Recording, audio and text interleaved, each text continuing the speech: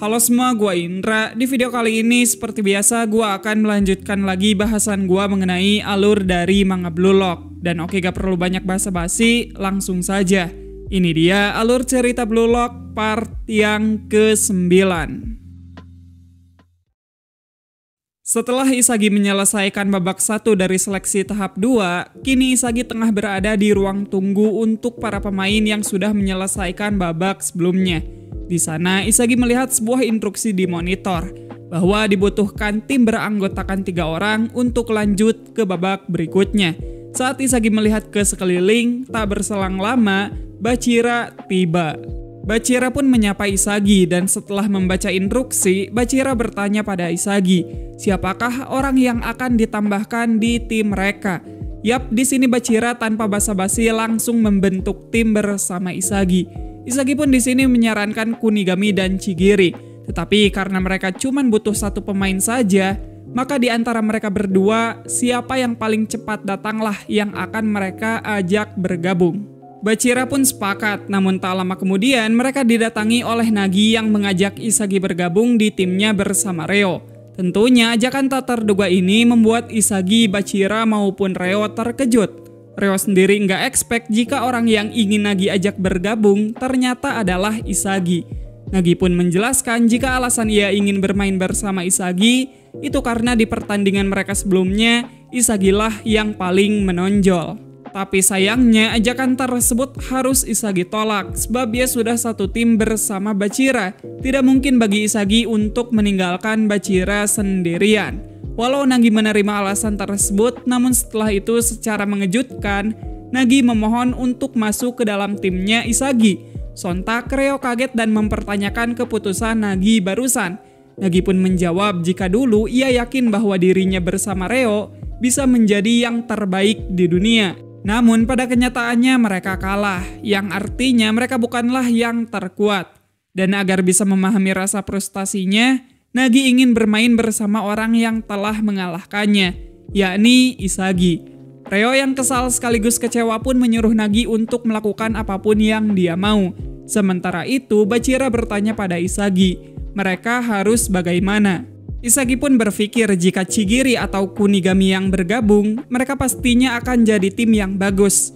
Namun Isagi juga tidak bisa menyangkal kalau ia juga ingin bermain bersama Nagi. Pada akhirnya, Isagi, Nagi, dan Bachira membentuk sebuah tim dan melangkah menuju babak ketiga, meninggalkan Reo yang kesepian tanpa teman seorang pun. Bye-bye Reo. Cuman kasihan juga ya, gak diajak nih orang kaya satu.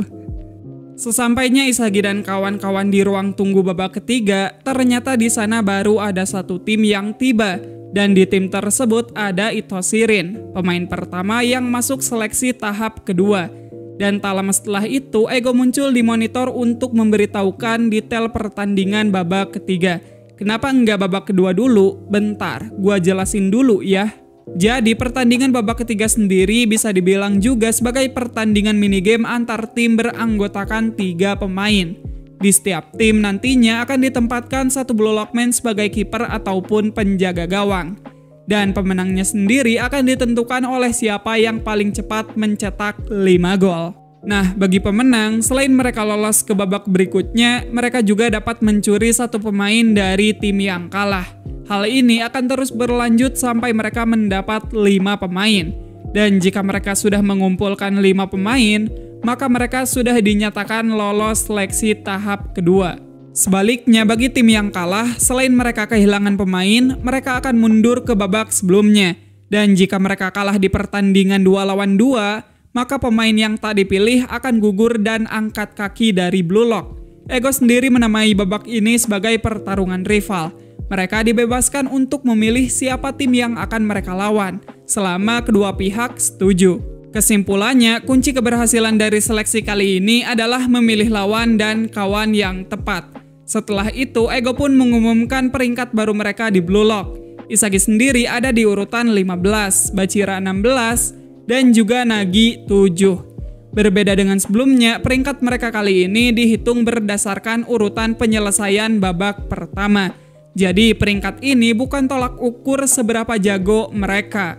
Ego pun menutup ceramahnya dengan berkata bahwa mereka yang memahami chemistry antar Ego akan jadi penyerang yang memiliki tiket selanjutnya. Sementara Isagi sedang sibuk berpikir, di sisi lain rekan setim Rin bernama Tokimitsu Aoshi tengah panik dan resah. Ia yakin jika timnya kalah, dirinya tidak akan dipilih. Wah, kayaknya si Tokimitsu ini punya anxiety. Sebaliknya, pemain bernama Ryu Jubei justru ingin melawan peringkat 456 supaya dirinya terlihat keren. Nih orang narsis banget sumpah. Kemarin ada yang skizo, sekarang ada yang anxiety sama super narsis. Emang kayaknya dikit banget pemain yang normal di Blue Lock. Sekalinya ada yang normal, langsung di-kick. Rin pun menyuruh Ryu untuk menutup mulutnya. Siapapun lawannya, Rin tidak peduli. Yang terpenting, ia akan maju dan menang dengan cepat. Rin juga mengatakan alasan dia memilih Ryu dan Tokimitsu itu hanya karena merekalah yang pertama kali muncul. Bagi Rin, mereka dan bahkan Blue Lock sekalipun, itu cuma sekedar batu loncatannya saja. Karena jika Rin menang di Blue Lock, ia bisa menjadi perwakilan Jepang dan mengalahkan saudaranya. Rin pun berkata bahwa menghancurkan Itoshi Sae adalah sepak bolanya. Yap, di sini sudah terkonfirmasi jika Rin dan Sae memang merupakan kakak beradik. Setelah mengetahui hal tersebut, Isagi pun meminta maaf kepada Nagi dan Bachira. Walaupun ia tahu jika tim Rin pasti sangat sulit untuk dikalahkan, tapi ego Isagi berkata bahwa dia harus melawan mereka. Dan Isagi pun mengajak Rin untuk bertanding. Baik Nagi maupun Bachira tidak menolak keputusan Isagi. Begitu juga dengan Rin. Siapapun lawannya, Rin tidak peduli. Setelah kedua belah tim mendaftar, mereka pun langsung berpindah menuju ke lapangan. Permainan sendiri akan berlangsung di lapangan mini seluas 40 dikali 30 meter. Masing-masing tim dilengkapi dengan kiper dengan spek yang sama. Untuk pertandingan ini, Isagi, Nagi, dan Bachira adalah tim putih. Sementara Rin, Ryu, dan Tokimitsu adalah tim merah. Pertandingan pun dibuka dengan kick-off dari tim putih. Isagi pun mengoper bola pada Bachira. Ryu kemudian menyuruh Tokimitsu untuk menghadang Bachira. Akan tetapi Bachira dapat dengan mudah melewati Tokimitsu dengan gocekannya. Bachira lalu terus maju hingga ketika ada Rin di depannya, Bachira yang hendak melakukan operan 1-2 bersama Isagi memilih untuk memberikan umpan lambung ke arah Nagi. Namun dari belakang Ryu tiba-tiba muncul untuk menghentikan momentum Nagi. Saat keduanya bersiap menyambut bola, Nagi sadar jika umpan ini terlalu pendek. Ia pun membuang bola ke arah area kosong. Dan bola ini ditujukan untuk Isagi. Lewat tendangan voli barunya, Isagi pun berhasil mencetak skor pertama untuk tim putih. Skor sementara adalah 1-0 untuk tim putih. Nagi dan Bachira pun memuji perkembangan Isagi, dan hal tersebut membuat Isagi percaya diri. Isagi yakin jika mereka adalah tim yang kuat. Di lain sisi, tim merah bereaksi sesuai personality mereka masing-masing. Setelah menarik nafas sejenak, Rin pun berkomentar kalau dia sudah memahami level permainan mereka. Dan menurutnya itu tidak menantang sama sekali. Bagi mereka mungkin sepak bola hanyalah sebatas olahraga, namun bagi Rin ini adalah medan perang. Barusan mereka telah menunjukkan punggung mereka terhadap lawan yang membawa senjata. Dan karena itu mereka tidaklah menantang. Widih, nambah lagi nih yang skizo. Gak lah, itu mah cuman pengibaratan doang. Setelah deklarasinya barusan, Rin pun langsung menendang bola dari tengah lapangan menuju ke gawang. Dan gokilnya, bola masuk tanpa tersentuh pemain dan kiper tim putih.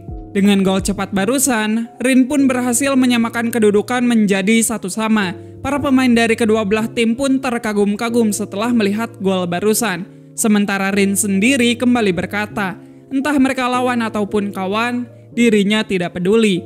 Baginya mereka hanyalah segerombolan orang biasa. Rin pun ingin segera mengakhiri pertandingan ini, karena menurutnya ini cuman buang-buang waktu saja.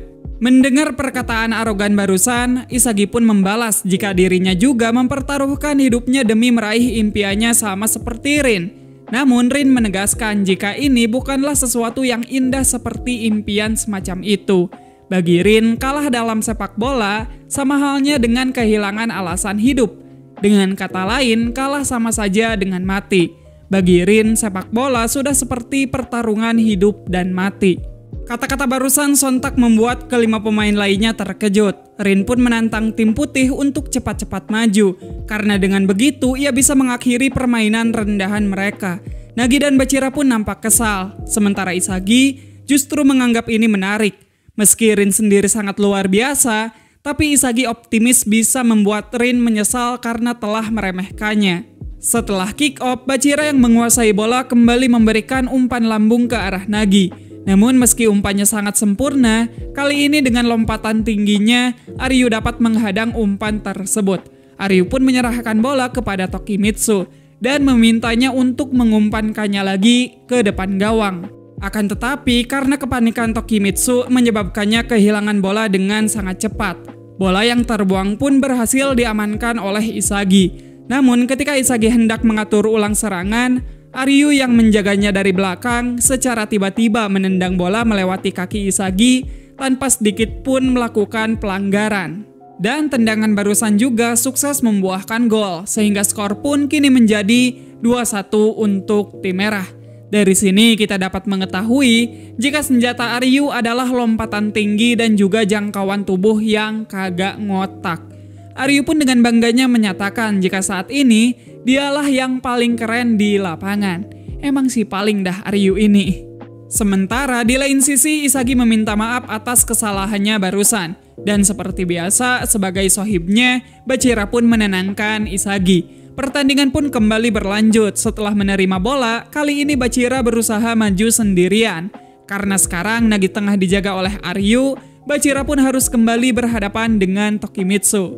Awalnya Tokimitsu gagap dan tak bisa bergerak, tapi seiring rasa paniknya meningkat dan menyelimuti pikirannya, tiba-tiba kecepatan lari Tokimitsu mendadak seperti orang kesetanan.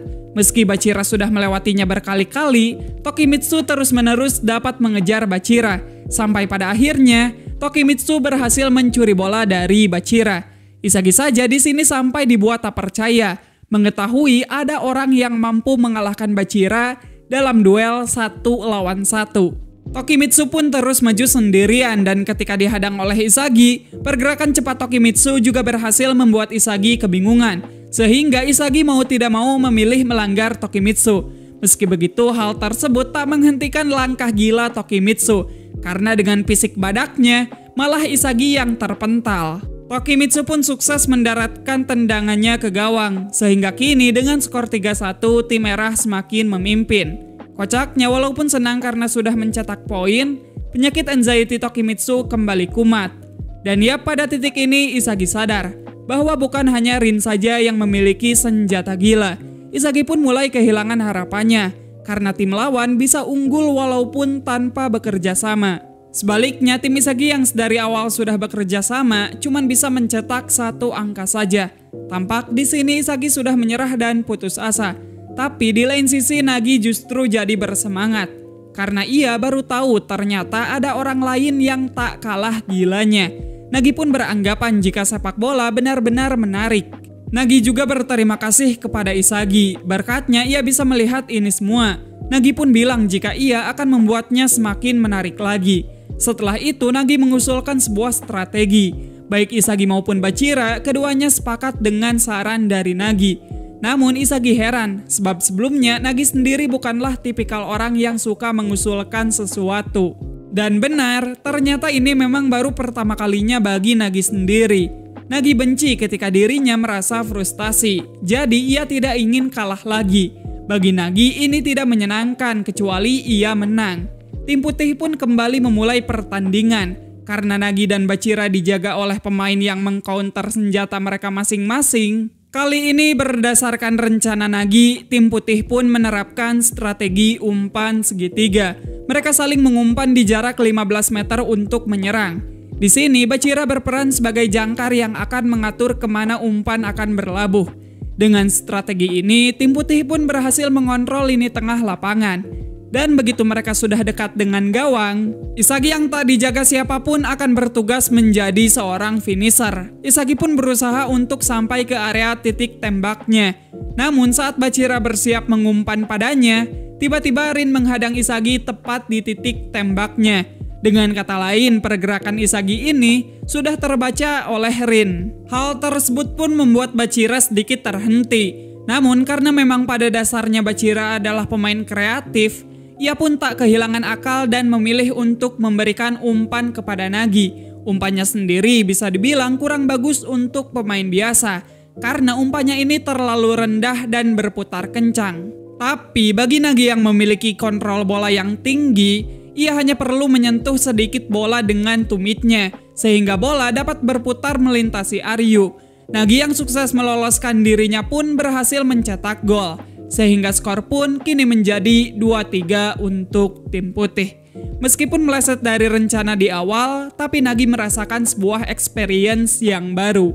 Selama ini Reo selalu mengumpan sesuai keinginan Nagi. Namun dari umpan barusan, Nagi merasa seperti Bachira mencoba memasukkan ide baru ke dalam otaknya. Gol barusan pun membuat tim putih kembali optimis. Sialnya ketika mereka tengah berdiskusi, Rin memanfaatkan kesempatan itu dengan melakukan tendangan langsung sama seperti tadi. Beruntung kali ini Isagi bisa menghalau tendangan tersebut. Tetapi di lain sisi bola yang terbuang berbuah kesempatan corner untuk tim merah. Nah dari sini Isagi berusaha memasukkan keahlian para pemain ke dalam otaknya supaya ia dapat mengontrol lapangan. Ketika Rin bersiap untuk mengambil corner kick, dikarenakan Nagi dan Bachira tengah fokus menjaga dua pemain lain, Isagi pun mencoba untuk mengisi celah di antara mereka semua dengan harapan dirinya bisa menggagalkan serangan lawan dan mengubahnya menjadi serangan balik. Rin pun melesatkan tendangannya dan karena tendangannya sangat tinggi, Isagi mengira jika itu ditujukan untuk Aryu. Namun ternyata tendangan ini jauh lebih tinggi daripada yang Isagi kira. Tendangan tersebut pun mengarah langsung ke ruang kosong yang tak dijaga siapapun, sehingga gol indah lainnya pun tercipta. Dan ya, dengan gol tersebut, kini tim merah hanya perlu mencetak 1 gol lagi untuk lolos ke babak berikutnya. Tentunya gol tersebut juga membuat tim putih kesal karena peluang mereka lolos jadi kian menipis. Tim putih pun kembali memulai permainan dan mereka masih memainkan strategi umpan segitiga mereka. Walau Isagi masih optimis dengan strategi ini, namun di lain sisi ia juga mencemaskan finishingnya karena gol Nagi yang tadi mustahil bisa terus berhasil. Isagi pun berpikir keras agar bisa mewujudkan chemistry yang sama seperti yang dilakukan oleh Nagi dan Bachira. Sebab jika tidak, maka takkan ada gol yang tercipta. Ketika Isagi memikirkan hal itu, Rin mendatanginya sambil mempertanyakan mau sampai kapan mereka terus-menerus memutar bola. Rin juga mengejek Isagi bahwa dengan permainannya yang begini, apakah Isagi layak mengakui dirinya sebagai seorang striker. Kata-kata barusan berhasil memprovokasi Isagi. Isagi pun berteriak pada Bachira untuk mengumpan ke area kosong yang ada di depannya. Isagi sangat yakin kali ini ia bisa menciptakan aroma golnya sendiri. Namun ya lagi-lagi pergerakan Isagi terbaca oleh Rin. Isagi pun berpikir mengapa Rin bisa begitu cepat membaca sekaligus bereaksi terhadap pergerakannya. Seakan-akan Rin ini memang sengaja memperlihatkan area kosong barusan untuk memancing Isagi. Karena sudah panik, Isagi pun berteriak menyuruh Nagi dan Bachira untuk menghentikan Rin. Akan tetapi Rin di sini benar-benar menunjukkan bahwasannya level dirinya dengan mereka semua sangatlah jauh berbeda. Rin dapat dengan mudah melewati Nagi maupun Bachira. Dan ya Rin pun menutup pertandingan kali ini lewat satu tendangan cantik yang membuat Isagi sampai terkesima. Dengan demikian, pertandingan perdana dari seleksi tahap kedua babak ketiga berhasil dimenangkan oleh tim merah dengan skor akhir, yakni 5-2. Aryu kemudian bertanya pada Rin dan Tokimitsu, siapa yang akan mereka pilih. Rin pun memperbolehkan mereka untuk memilih siapapun yang mereka mau. Setelah berdiskusi sebentar, Aryu dan Tokimitsu pun memutuskan untuk mengambil Bachira. Jujur saat pertama kali membaca ini gua terkejut. Karena di sini Bachira bahkan tidak mencetak gol satupun. Cuman alasan mereka memilih Bachira juga jelas, yaitu untuk menyeimbangkan permainan mereka. Ya karena dari tadi tim merah hanya bermain secara individu. Maka dari itu kehadiran Bachira di tim merah diharapkan bisa jadi mesin pencetak assist untuk mereka bertiga. Rin pun menyuruh Bachira untuk berhenti melamun, karena sekarang nasibnya berada di tangannya. Pada akhirnya, walaupun sedikit menyakitkan, Bachira harus pergi. Ia pun berpesan kepada Isagi, jika ia tidak akan menunggu. Kalau Isagi menginginkannya, Isagi harus mengambilnya sendiri. Setelah itu, sebagai pemain yang kalah dan tak dipilih, Isagi dan Nagi pun berjalan memasuki ruang tunggu babak kedua. Di sana belum ada siapapun yang datang kecuali mereka berdua. Isagi yang telah kehilangan Bachira pun hanya bisa pasrah dan termenung. Bahkan ketika Nagi berusaha menyemangatinya, Isagi malah semakin menyalahkan dirinya. Menurutnya ia sama sekali tidak berguna saat melawan tiga besar. Walau ia bisa mencetak gol, tetapi itu berkat kerjasama mereka, bukan seperti chemistry yang diciptakan Nagi dan Bachira. Jika mereka berdua kalah lagi, Isagi yakin bahwa dirinya tidak akan dipilih. Setelah mendengar kata-kata pesimis barusan, sontak Nagi marah dan menjambak rambut Isagi. Nagi mengira dengan bergabung di timnya Isagi, permainan Nagi akan meningkat. Isagi pun ikut marah dan tak terima setelah mengetahui niat Nagi yang seolah ingin memanfaatkannya. Dan tak berhenti sampai di sana, karena Nagi juga membandingkan Isagi dengan Reo, Isagi pun menyuruh Nagi untuk mengikuti Reo saja. Isagi juga menanyakan apakah Nagi tak berguna tanpa Reo. Dan sebaliknya, Nagi pun menanyakan hal yang sama pada Isagi. Jika sama sepertinya, Isagi juga tak berguna tanpa Bachira. Isagi pun mendorong Nagi dan menyuruhnya untuk diam. Hal tersebut memanglah benar. Dan karena itu, Isagi sangat kesal. Isagi pun dengan tegas mengatakan jika ia akan membuktikan kemampuannya meskipun sendirian.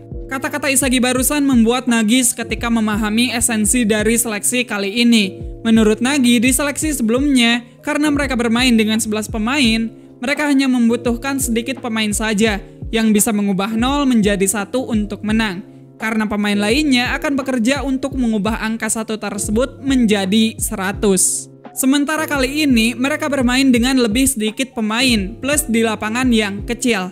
Tentu peran dari setiap pemain, pengaruhnya jadi begitu besar. Menurut Nagi, yang sebenarnya diuji di babak kali ini hanyalah skill individu. Permainan mereka yang mengandalkan kerjasama memang tidak sepenuhnya useless. Tapi itu hanya akan bekerja ketika mereka melawan tim yang ampas. Jadi intinya syarat minimal untuk maju ke babak berikutnya adalah bisa menang 1 lawan 1. Tidak peduli kawan ataupun lawan, jika Isagi ingin lolos, maka ia harus menang 1 lawan 1. Berkat Nagi, Isagi pun kembali bangkit. Dan untuk mengobati rasa frustasi mereka, gejolak haus kemenangan mereka sudah menyala lagi. Tak lama kemudian, dari gerbang para pecundang Baro muncul.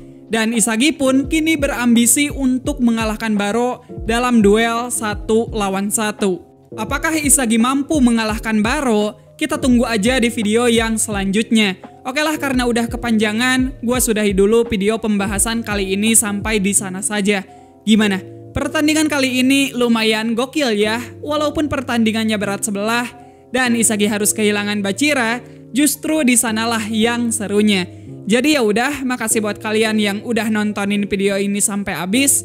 Sekian, gua Indra dan sampai jumpa di video yang selanjutnya.